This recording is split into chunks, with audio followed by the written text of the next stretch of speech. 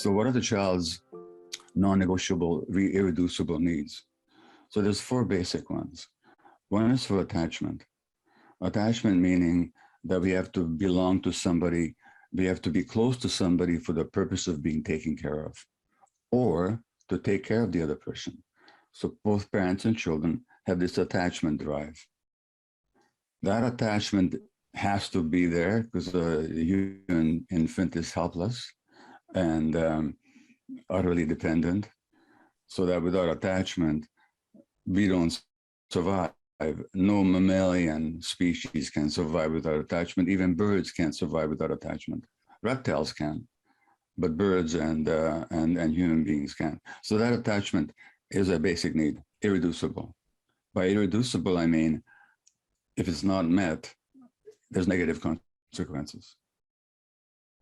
The second basic need, irreducible need, is rest from having to work. So rest from having to work to do what? To make the relationship work. And they would agree with this, that the child needs not to have to work to make that attachment relationship succeed. The child needs rest from that, because in that rest, our nervous system is in a state where we can grow emotionally and physically.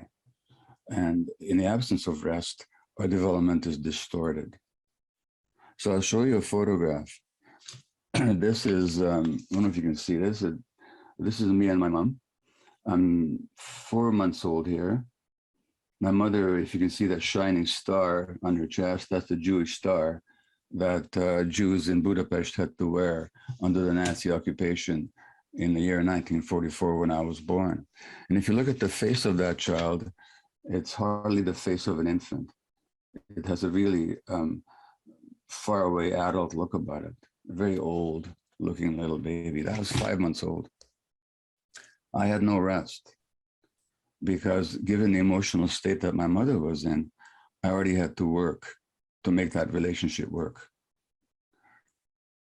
So that's not a part in my, although it's useful to talk about it that way therapeutically, for me, it's simply an adaptation to the environment.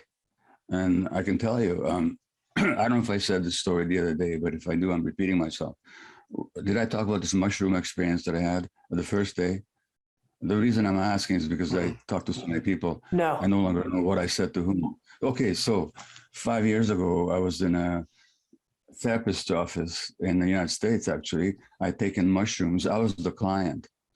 I was 70, make it 6 years ago. I was 72 years old. I knew that I was Gabor. I knew that I was a doctor. I knew I had written books. I knew who I was, what I was doing in the world. I knew this person was a therapist. And at the same time, I experienced myself as a 1-year-old infant, and she's my mother. So I'm there with that double awareness. And I start crying. And I'm 1 year old, and I'm saying to this therapist, quote, "Mother, I'm so sorry I made your life so difficult." So already at 1 year of age, I took on the responsibility to make that other person happy. Now that wasn't, and the guilt for not doing so. That wasn't, from my point of view, that's not so much a part as an adaptation. And so, again, I'm going to quote Dick here, who says it so well in his book, Internal Family Systems Model. He says that for efficiency's sake, the brain is designed to form clusters, connections among certain memories, emotions, ways of perceiving the world, and behaviors. And these clusters stay together. I believe that's true, but I don't see this as different personalities, as different persons. I saw them as different aspects of our development that stay with us. Dick, yes. Yeah, as you might guess, I'm interested in saying something here. Yeah.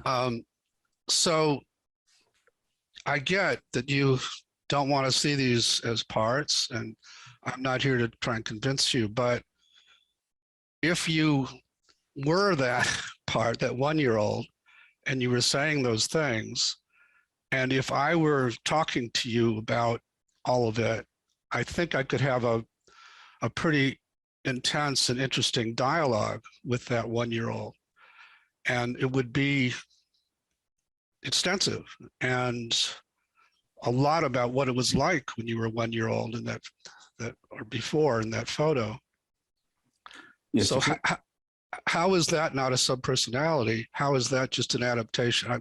It's still not clear to me why you wouldn't, if it could talk that much, and even if I were to ask, are you a part or not, it would say, yes, I'm a part of you, I'm not you. How would that still just be an adaptation, I guess is my question. Well, first of all, yeah, you could have a conversation with it for sure. And your method might really work with that aspect of me, for sure. I'm just giving you how I see the mind developing. Okay. Okay. Sure.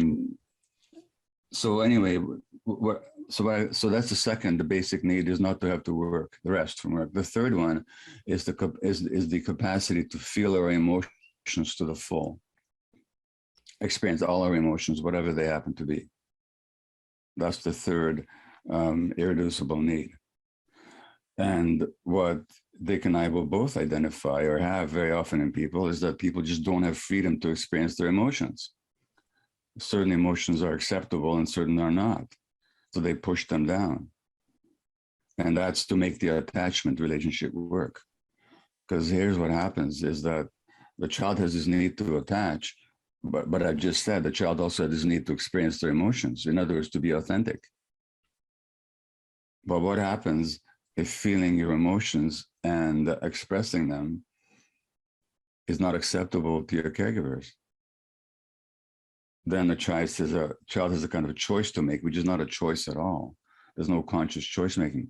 I can be authentic and angry, and I can say my no, which I need to do because nature is telling me to say no, or I can stay attached to my parents. But there's no choice in the matter. So the authenticity gets sacrificed every time.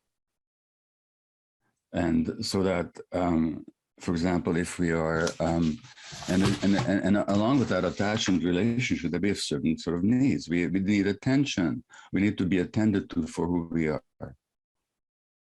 Not for what we do, not for how we look, not for what we achieve, just for who we are.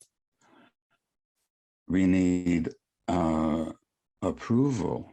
We need to be approved of for who we are. We need to know that we're valued for who we are. We need to maybe make us feel special. We need esteem, which doesn't have to do with anything I achieve or show or attain, but just because I'm a human being, worthwhile in my own skin and in my own right. We need to be liked. We need to be loved. Now, if we don't get those unconditionally, if we have to work to get those met, then we will, if you don't get the attention, then we'll want to be attracted. It becomes very vulnerable to ask for them, because to ask for them directly, like Dick, if I've had coffee with you and I've just met you, and I really want you to like me, but it's very vulnerable to say, Dick, I'd really like you to like me. Then I might be very nice to you so that you will like me. Mm-hmm. So that niceness, it's not a part so much, it's just an adaptation.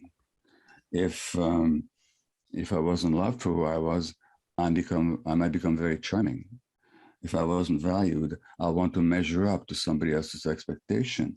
If I wasn't given the attention, I'll want to be attractive. Again, these are ways of adapting. So when it comes to compassionate inquiry, then it's a matter of what questions do we ask that'll help the person uncover how they develop these adaptations. What are the impacts of that adaptations in their current life? Yes, I don't say no to people, and I'm always very nice. What is the impact on you right now in the present moment? How did you develop that quote unquote need to be nice? Very often people will tell me that they had happy childhoods, but they still ended up with depression or anxiety or an addiction or an autoimmune disease or cancer.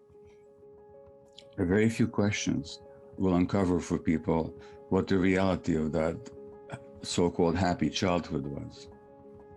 Now, so it's a matter of very sharp inquiry, actually, or I shouldn't say sharp, I should say incisive inquiry.